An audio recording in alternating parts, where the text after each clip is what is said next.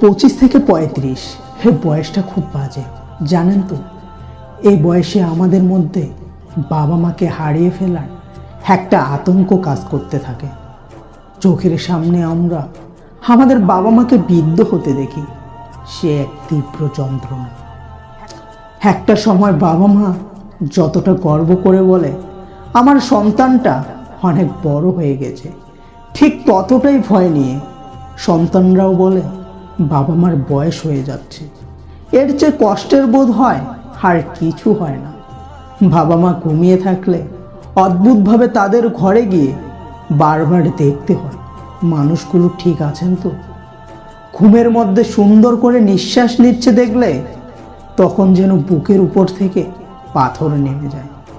ছোটবেলায় যারা শিখিয়েছিল সকালে তাড়াতাড়ি ঘুম থেকে উঠে সবুজ প্রকৃতির দিকে চোখ বুলালে আমাদের চোখের জ্যোতি বাড়ে, সেই মানুষগুলোকেই যখন পাওয়ারওয়ালা চশমা পড়তে দেখতে হয় তখন বুকের মধ্যে অজান্তে একটা মোচড় দিয়ে ওঠে। 25 থেকে 35 এই বয়সটা সত্যিই খুব অদ্ভুত। বাবা মায়ের হাই প্রেশার, ডায়াবেটিস, থাইরয়েড একটু একটু করে তাদের ওষুধের কোটা ভারী হতে দেখা, রোজ খবরের কাগজ কিংবা বই পড়ার জন্য চশমা খুঁজে বের করে দেওয়া, এইগুলো আমাদের সন্তানদের ভীষণ পোড়ায়।